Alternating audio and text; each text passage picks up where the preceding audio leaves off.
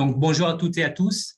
Je tiens à vous remercier de m'avoir proposé de vous parler de mes recherches anthropologiques concernant le suicide assisté en Suisse que j'ai mené entre 2014 et 2018. Ma présentation d'aujourd'hui est basée sur un livre coécrit avec mes 3 collègues suisses. Voilà, le livre, Alexandre Pilonel, Angelette Ransard et Marc-Antoine Berthoud. Le livre s'intitule La mort appréciée. C'était publié cette année par Antipode à Lausanne. Et juste comme ça, si ça vous intéresse, c'est disponible également en accès libre, au cas où vous voulez lire plus sur le sujet. Voilà.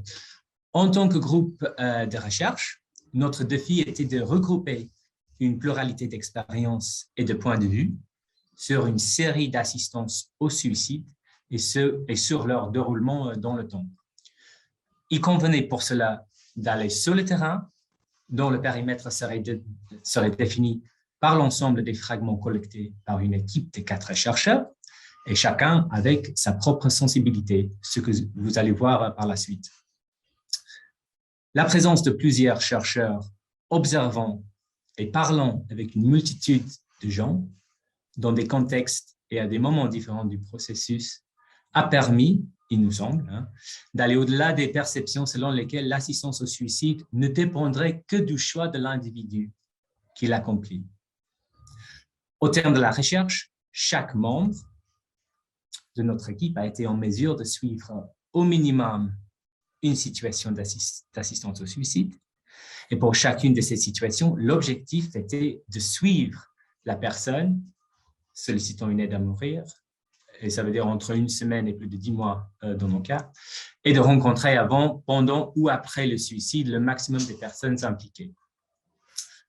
Au final, nous avons suivi 15 situations d'assistance au suicide, et parmi celles-ci, nous avons été présents lors de l'accomplissement effectif de 7, dont 4 à domicile, 1 en hôpital et 1 en établissement médico-social pour personnes âgées, et puis 1 dans un appartement mis à disposition par une association. Ce tableau donne un aperçu de cette répartition. Parmi les 8 autres situations, nous n'avons pas eu l'opportunité d'assister à 3 suicides, tandis que dans les 5 cas de figure restants, les personnes suivies n'ont pas pu ou n'ont pas souhaité, au moment de terminer notre livre, à passer à l'action, à l'acte ou de réaliser le suicide assisté. Donc, ce que je vous présente aujourd'hui est tiré du dernier chapitre de notre livre, Circonvolution du deuil. Il me semble important à préciser que la structure du livre suit une trame chronologique. Il s'ouvre sur ce qui conduit une personne à solliciter une assistance au suicide avec le soutien d'une association, ce que l'on a appelé l'imaginaire du possible, c'est-à-dire comment, même au stade et au niveau de l'imagination, comment on a pu imaginer que c'est possible. Il a ensuite décrit la mise en œuvre d'accompagnement de suicide et il s'est poursuivi avec une présentation du dispositif du contrôle post-mortem. Et la dernière partie, il s'agit de cet espace-temps très ouvert de l'après. Et si ces conséquences temporelles successives se reflètent bien dans l'organisation du livre, il convient néanmoins de relever de l'existence d'une double temporalité narrative qui se déploie en miroir depuis le moment du suicide. Donc ça, c'est juste un petit diapo pour vous montrer la complexité du dispositif et que voilà, on a suivi la trame chronologique dans l'enquête et dans la reconstitution dans le livre. Mais voilà, il convient de relever cette existence d'une double temporalité narrative qui se déploie en miroir en partant du moment de l'assistance au suicide que vous voyez au milieu, ce que j'ai appelé le 8 heures jusqu'à midi, c'est le moment où c'est toujours le matin que ça se passe. On voit les 2 extrémités du processus qui s'éloignent en 2 cercles concentriques et presque symétriques. La première concerne d'une part la mise en place de l'accompagnement et le contrôle post-mortem, d'autre part. Et le deuxième cercle et c'est ça qui m'intéresse pour aujourd'hui, pour notre discussion. Ce deuxième cercle correspond à l'éloignement de ces deux temporalités qui s'effilochent de plus en plus jusqu'à s'entremêler curieusement, il me semble. L'imaginaire du possible qui précède le suicide, tout d'abord, et le temps du deuil ensuite. Ces deux extrêmes se rencontrent dans nos investigations. L'imaginaire et l'investissement personnel dans un projet de suicide assisté deviennent, pour celles et ceux qui restent, des souvenirs, des réflexions ou des méditations sur une expérience de fin de vie passée. Dans cette perspective, la fin d'un processus agit comme le potentiel début d'un autre, par voie de considération et de reconsidération des événements vécus. En d'autres termes, une expérience de deuil, par circonvolution, peut participer d'un imaginaire dans lequel l'idée d'une assistance au suicide devient possible et peut s'installer de manière, disons comme ça, surdéterminée et sans effacer la part d'indétermination qui caractérise évidemment sa mise en œuvre. Par conséquent, et plus d'aller au début vers la fin et du milieu vers ces deux extrémités, le sens de ces récits peut aller aussi de la fin vers le début. Cette pluralité des directions narratives présentes dans nos expériences de terrain et dans la forme que nous avons donnée à notre livre reflète au fond le processus d'une assistance au suicide dans la mesure où les personnes impliquées à différents titres sont également mues par une multiplicité de sens, des directions et des significations. En l'occurrence, la période après le décès vient faire écho à l'imaginaire du possible, car l'éventualité de recourir au suicide est régulièrement mise en perspective pour une raison ou une autre. Vous pouvez imaginer aussi les questions que j'avais évoquées là. Était-ce bien ce qu'il avait souhaité? Était-ce la bonne chose à faire? Est-ce qu'un comportement était adéquat? Comment gérer le fait que la personne est désormais partie? Pourquoi cette dernière est-elle morte de cette façon plutôt qu'une autre? Et certes, comme je me suis dit, vous allez vous poser la même question, de telles questions se posent à l'occasion de chaque décès. Le deuil est très souvent exigeant, il nécessite du temps et ne débouche pas toujours sur une acceptation de la mort. Il s'agit à minima de reconnaître que la personne a disparu et de composer avec cet état de fait. Et cela vaut quelle que soit la personne et la façon dont cette dernière est partie. Mais réfléchir à qui elle était et comment elle est décédée importe d'autant plus que les proches n'ont pas toutes les réponses à leurs questions, que de nouvelles questions émergent à la suite de la mort ou que d'anciennes questions sont remises en exergue et interpellent. Une assistance au suicide peut conduire à de telles interrogations. Intervient alors dans l'équation la façon dont l'événement du décès est interprété ou reste sans interprétation parfois. Et contrairement à la période qui précède la mise en place d'une assistance au suicide et au moment du suicide ou encore de l'examen médico-légal, il n'existe à proprement parler aucun dispositif spécifique par lequel passent les proches en deuil après cette mort quand même particulière. Certes, l'association alamanique Dignitas, en Suisse alamanique, propose un formulaire de feedback form, à celles et ceux qui ont été présents durant un suicide assisté. Et l'association Exit Suisse Romande collabore avec 2 psychologues bénévoles pour orienter les proches sur demande. Mais cela s'avère probablement insuffisant pour mettre au travail et intégrer, élaborer, dans un sens propre, l'expérience d'un tel événement. À l'instar de l'imaginaire du possible, les paramètres qui influencent le deuil sont existentiels, expérientiels, biographiques, social, psychologiques, sociologiques et, il me semble aussi, anthropologiques. Ils excèdent dans tous les cas le cadre et le mandat des associations. indépendamment du fait que certaines accompagnatrices gardent parfois contact avec des proches dans la période qui suit un suicide. De plus, aucun rituel spécifique ou systématique n'a été identifié avec la pratique de l'assistance au suicide, au moins dans notre enquête.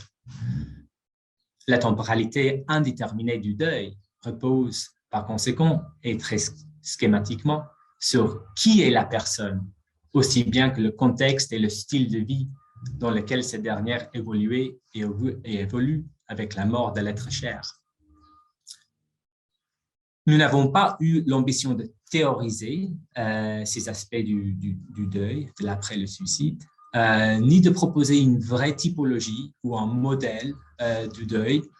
Pourtant, nous avons pu, par le biais de notre enquête, identifier 3 façons que ces circonvolutions du deuil sont paramétrées, au moins dans nos expériences sur le terrain. Et les 3 paramètres sont d'abord un paramètre juridique, ensuite politique et enfin éthique. Et donc, je vais explorer ces 3 paramètres avec quelques fragments de récits qu'on a pu tirer de notre enquête. Donc, d'abord, paramètre juridique. Les premières histoires explorent les conséquences possibles des procédures légales sur ce temps particulier en revenant sur 2 situations distinctes. Celle d'un proche convoqué en justice, ce qui génère des sentiments contrastés sur le fait de se sentir criminalisé. Et celle, à l'inverse, où un proche active justement la justice pour questionner le rôle des associations d'aide au suicide. Ces 2 situations montrent, par contraste, la place que le dispositif médico-légal peut occuper dans le temps du deuil. Ce qui était pour nous vraiment quelque chose c'était étonnant, où on n'avait pas du tout attendu ce résultat. Donc, une première histoire en bref. La femme de Jonas souffrait d'un glioblastome et a décidé de faire un suicide assisté. Ça, c'était en août 2013. Son comportement était de plus en plus agressif au fur et à mesure de sa progression. Fait important, Jonas, qui vit toujours dans le même petit village suisse, a emménagé avec sa nouvelle petite amie durant l'automne après la mort de sa femme. En janvier, c'est-à-dire 6 mois après la mort de sa femme, il reçut un appel téléphonique du procureur cantonal, lui demandant de venir faire une déposition. Bien qu'il ne le sache pas au départ, toutes les personnes liées au suicide ont été demandées de le faire. De qui venait la plainte? Personne ne savait. Le procureur a pourtant indiqué qu'il y avait eu une phrase soulignée dans le dossier médical « maladie bénigne ». Un glioblastome, comme vous le savez, sont rarement bénins. Était-ce l'hôpital qui avait mal pris la nouvelle lorsqu'elle ne voulait plus essayer de nouveaux traitements qu'il a dénoncés? Est-ce que quelqu'un du village qui a trouvé suspect la rapidité avec laquelle Jonas s'est fait une nouvelle vie?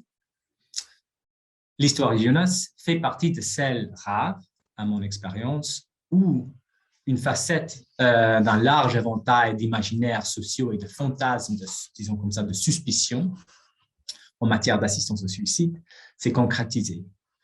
Le mari qui veut prendre une nouvelle femme, ou la fille qui veut tuer son père pour toucher un héritage, ce genre de sorte de fantasme social sur les possibles dérives de cette pratique.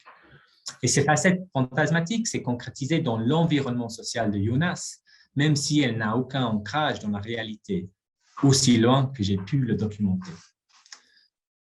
Comme c'est bien souvent le cas, cette réalité était probablement banale, voire trompeuse. Un jeune procureur faisant le travail qu'elle estime approprié. La suspicion d'une dénonciation venant de l'entourage. L'impression d'être accusé de quelque chose. Un désir de clarification, un désir d'intégration ou même un besoin de séparation. Être accusé ou se sentir accusé par le biais d'un mécanisme juridique est pour le moins inhabituel. Le cas échéant, cela peut compliquer ou interférer avec le deuil. Mais les interférences provoquées par le dispositif judiciaire post-mortem n'ont pas toujours la même amplitude ni la même direction. Les proches peuvent aussi mobiliser la justice pour paramétrer un registre moral et affectif. Les accusations deviennent le produit et produisent en retour une instabilité, voire une indétermination, sinon une surdétermination, sur la façon dont une mort peut être comprise. Ce qui a semblé juste et même nécessaire peut soudainement paraître injustifié et parfois inapproprié. Donc, tout d'un coup, dans cette période de deuil, on a un renversement à 180 degrés. Je n'évoquerai que brièvement le cas contraste de ce paramètre juridique donné aux circonvolutions du deuil, que l'on a analysé à partir d'une série d'entretiens et d'une lecture attentive du récit publié par un monsieur, Claude Mermoz, monsieur suisse, qui a utilisé des mécanismes juridiques afin de bloquer, voire empêcher son frère à réaliser un suicide assisté, je veux dire. Son frère, néanmoins, s'est suicidé dans la suite sans assistance, une fois bloqué. Et ce qui nous a alors intéressé était comment l'usage du droit pour bloquer les démarches de son frère, ainsi que le fait qu'il a quand même pu se donner la mort, comment c'était travaillé par Claude Mermoz dans la suite, dans des récits, dans les échanges et par la suite au temps du deuil. Donc, deuxième paramètre, cette fois-ci politique, l'influence du dispositif médico-légal sur les proches n'est, dans la majorité des cas, jamais aussi directe. Le temps du deuil après une assistance au suicide reste plus largement le temps des réconsidérations et de la transformation des liens qui unissent les protagonistes et leurs proches. Pour tenter d'approcher certaines modalités que l'on a qualifiées comme des modalités d'appropriation d'une expérience d'assistance au suicide, deux situations ont paru emblématiques à décrire car elles partagent la caractéristique d'amener les personnes concernées à des engagements militants, voire politiques, disons comme ça. Première situation, c'est celle de Pascal, qui, dans le jeu des configurations familiales et des interprétations successives de l'assistance au suicide de son père, a remis à l'ouvrage une réflexion sur son accompagnement et le soutien prodigué jusqu'au décès de celui-ci. Pour aller très vite, dans les circonvolutions du deuil de Pascal, ce qui lui a semblé évident, voire même bien, à savoir la mort volontaire de son père, a été totalement remis en question dans le temps du deuil, en fonction des échanges qu'il a pu avoir avec ses frangins, qui n'ont pas accompagné ni assisté leur père dans son démarche. Pourtant, et c'est très important, il me semble, dans un mouvement presque dialectique, après cette remise en question, Pascal a créé son propre association pour aider des Français à réfléchir et à mettre en place des pratiques concernant des démarches vers un suicide assisté en tirant des leçons de son propre expérience. Donc, il y avait trois mouvements. Je résume un tout petit peu, je force le propos, mais il me semble que c'est ça le mouvement, presque dialectique. C'est super, je partage avec mon père, je le soutiens. Deuxième mouvement, il est contrarié. Dans la période de deuil, ses frangins l'ont convaincu que ce n'était pas approprié, il ne fallait pas le faire.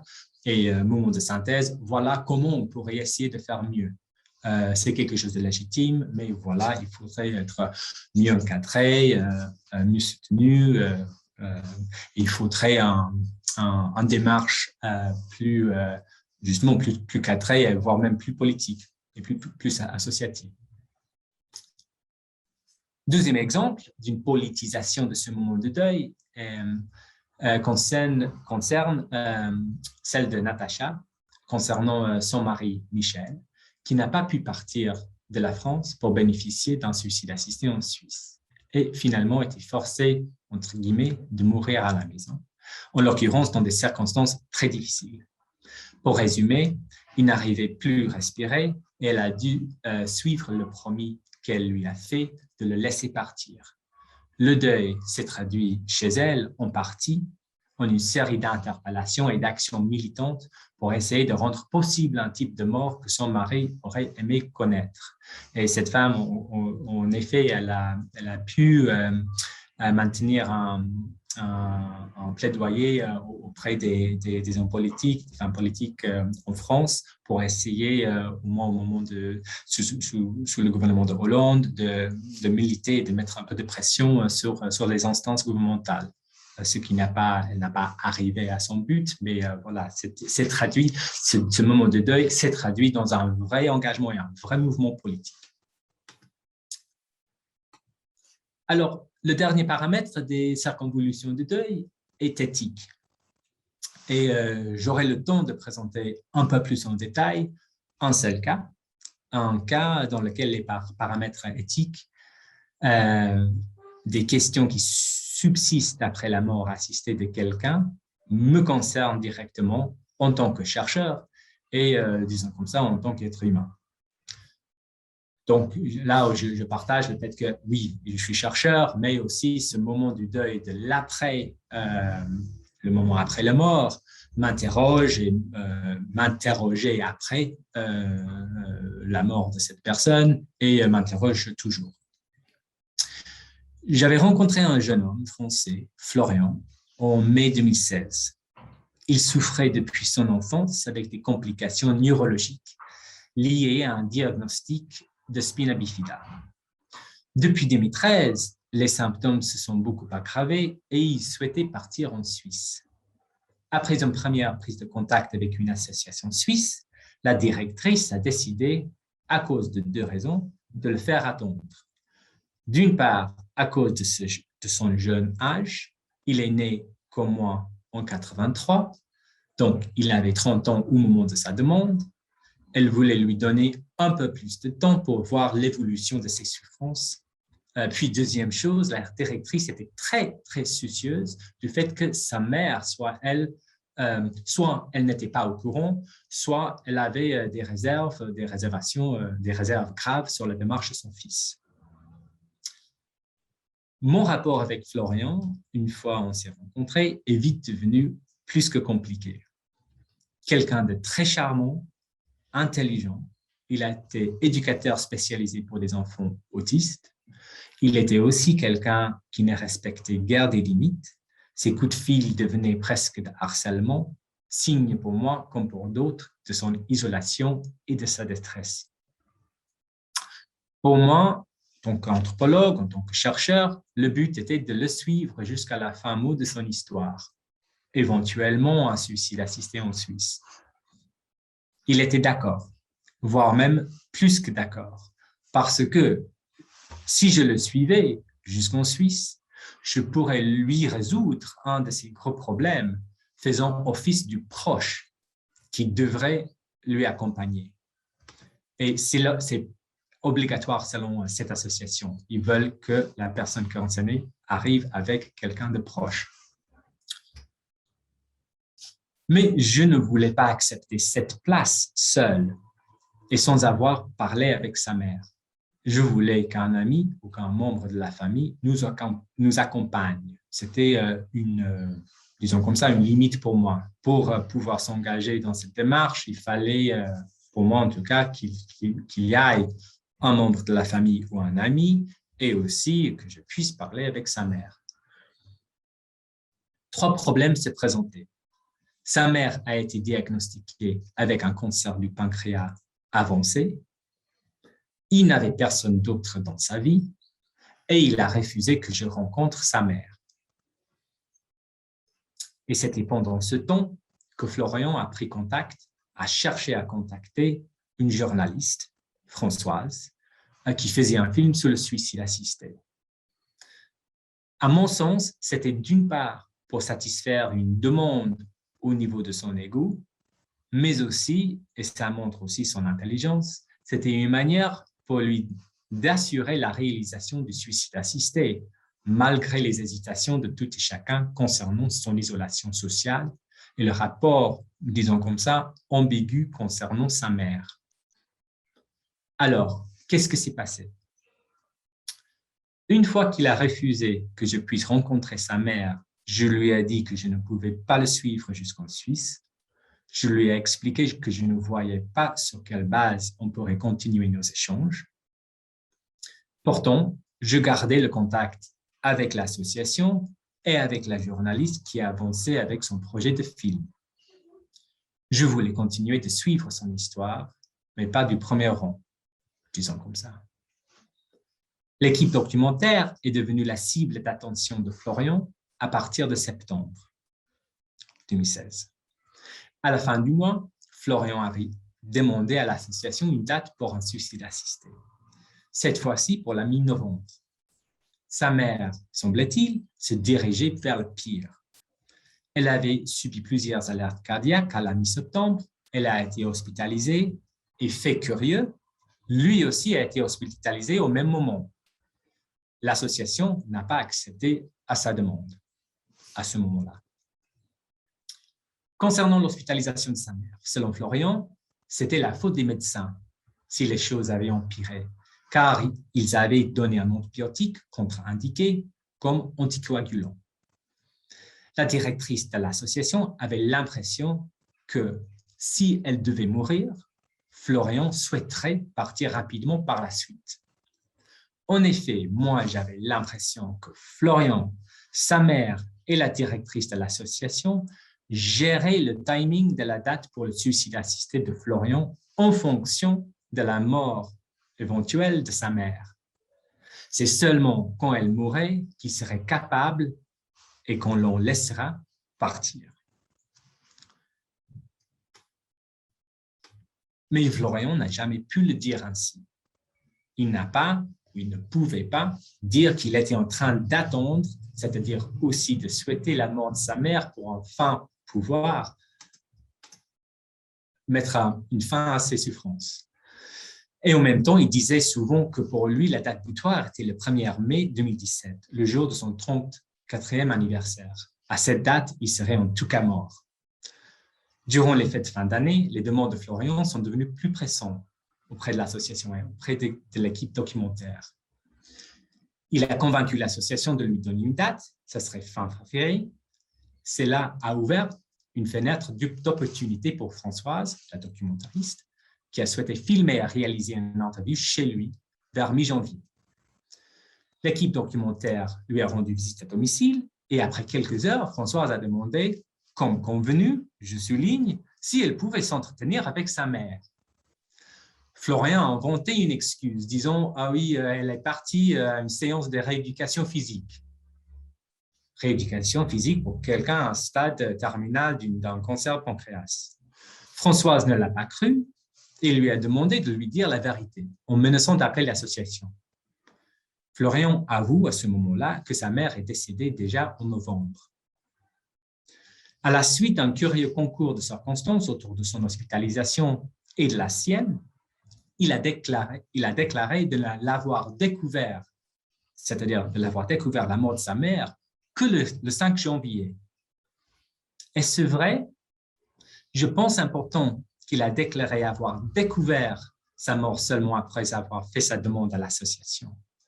Une manière peut-être dans son esprit de détacher sa propre mort de celle de sa mère, de délier sa requête de la demande qu'il avait ressentie, rester jusqu'à ce qu'elle soit décédée par respect pour elle.